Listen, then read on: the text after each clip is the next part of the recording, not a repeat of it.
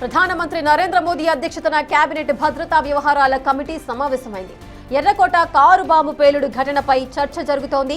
ఇప్పటికే ఎర్రకోట బాంబు పేలుడుకు పాల్పడిన వారిని చట్టం ముందు శిక్షిస్తామని హెచ్చరించారు ప్రధాని మోదీ. దౌత్యపరంగా తీసుకోవాల్సిన నిర్ణయాలపైన కూడా చర్చిస్తోంది మంత్రివర్గం. కారు పేలుడు ఘటనపై తదుపరి కార్యాచరణపై సుదీర్ఘంగా డిస్కస్ చేస్తోంది భారత భద్రతా మండలి.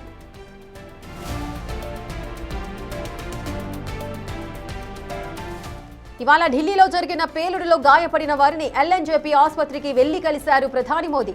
అందరూ త్వరగా కోలుకోవాలని ప్రార్థిస్తున్నట్టుగా ట్వీట్ చేశారు. కుట్ర వెనుక ఉన్న వారిని న్యాయం ముందు నిలబెట్టాలంటూ తన ట్వీట్లో తెలియజేశారు ప్రధాని. అన్ని కోణాల్లోనూ దర్యాప్తు చేస్తోంది ఎన్ఐఏ. ఇక సీసీ ఫుటేజ్ ఆధారంగా విస్తృత దర్యాప్తు చేస్తోంది ఢిల్లీ పోలీసు విభాగం. దర్యాప్తు సంస్థల నివేదిక ఆధారంగా తగిన నిర్ణయం తీసుకోనుంది మోదీ సర్కార్. ఇక ప్రధానమంత్రి నరేంద్ర మోదీ అధ్యక్షతన కేబినెట్ భద్రతా వ్యవహారాల కమిటీ సమావేశమైంది. ఈ సమావేశానికి సంబంధించిన పూర్తి అప్డేట్స్ మా ప్రతినిధి శివ అందిస్తారు. శివ,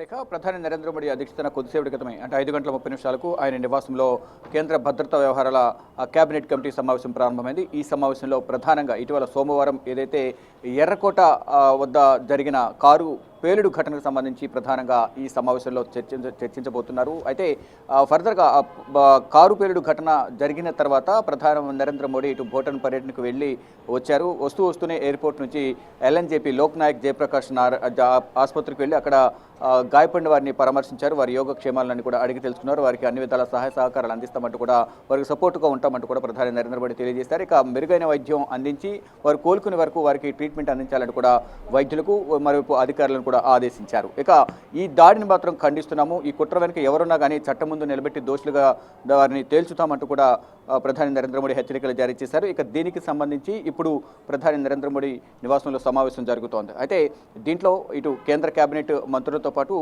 దానికి సంబంధించిన కీలక ఉన్నత స్థాయి శాఖల అధికారులు ఇటు ఎన్ఐఏ డైరెక్టర్ కానీ, ఐబీ డైరెక్టర్, మరోవైపు ఇతర యాంటీ టెర్రరిస్ట్ స్క్వాడ్కి సంబంధించిన డైరెక్టర్ కానీ వీరందరూ కూడా ఈ సమావేశంలో పాల్గొంటున్నారు. ఈ దాడికి సంబంధించి ఇప్పటికీ కొన్ని కీలక ఆధారాలు సేకరించిన నేపథ్యంలో ఆ ఆధారాలను కూడా ఇటు కేంద్ర హోంశాఖ మంత్రి అధ్యక్షతన జరిగిన నిన్న సమావేశంలో చర్చించారు. మరోవైపు ఇప్పుడు ఈ దర్యాప్తు మరింత పురోగతి సాధిస్తున్న నేపథ్యంలో దానికి సంబంధించి కూడా ప్రధాని నరేంద్ర మోడీతో ఇప్పుడు దర్యాప్తు పురోగతి ఎంతవరకు వచ్చిందనే అంశంపై ప్రధాని నరేంద్ర మోడీతో చర్చిస్తున్నారు. ఈ దర్యాప్తు అనేది నేషనల్ ఇన్వెస్టిగేషన్ ఏజెన్సీకి అప్పగించిన నేపథ్యంలో ఆ నేషనల్ ఇన్వెస్టిగేషన్ ఏజెన్సీ కూడా 10 మందితో ఒక కమిటీని ఏర్పాటు చేశారు. ఎన్ఐఏ డైరెక్టర్ వసంత్ దాంతే డైరెక్టర్గా ఉన్నారు. ఏడీజీ, మరోవైపు ఇతర డీజీపీ స్థాయి అధికారులు 2, ఎస్పీ స్థాయి అధికారులు 3, వారికి సహాయ సిబ్బంది మరికొంతమందిని ఏర్పాటు చేశారు. 10 మంది సిబ్బందితో ఈ బృందం పనిచేయబోతుంది. త్వరలోనే దీనికి సంబంధించిన నివేదికను కేంద్ర ప్రభుత్వానికి ఎన్ఐఏ అప్పగించనుంది. అంటే ఇప్పటి వరకు చేసిన దర్యాప్తు పురోగతిని కూడా ఈ కేంద్ర కేబినెట్ సమావేశంలో చర్చించనున్నారు. ఇక ప్రధాని నరేంద్ర మోడీ ఎక్కడ కూడా ఎటువంటి ఉగ్ర కుట్రలు జరిగినా దానికి సంబంధించి అలర్ట్గా ఉండాలి. మొత్తం అంటే ఈ కారు పేలుడు ఘటన జరిగిన వెంటనే దేశవ్యాప్తంగా హైలైట్ జారీ చేశారు. ఎయిర్పోర్ట్లలో కానీ ఇతర రద్దీ ప్రాంతాలు కూడా హైలైట్ జారీ చేశారు. రాష్ట్ర ప్రభుత్వాలు కూడా ఆదేశాలు జారీ చేశారు. ఈ నేపథ్యంలో ఈ బాంబు పేలుడుకు సంబంధించి అంటే కారు పేలుడులో జరిగిన ఈ దానికి సంబంధించి లింకప్ ఎవరైతే ఉన్నారో వారందరికీ సంబంధించి కూడా ఇప్పటికే అనేక మందిని అదుపులోకి తీసుకున్నారు.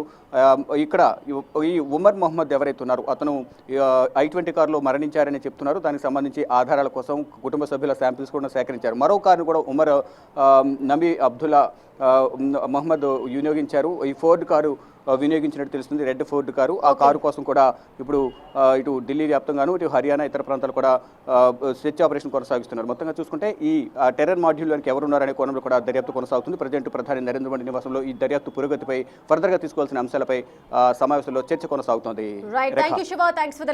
ఇక ప్రధానమంత్రి నరేంద్ర మోదీ అధ్యక్షతన కేబినెట్ భద్రతా వ్యవహారాల కమిటీ అయితే సమావేశమైంది. ఎర్రకోట కారు బాంబు పేలుడు ఘటనపై చర్చ జరుగుతోంది.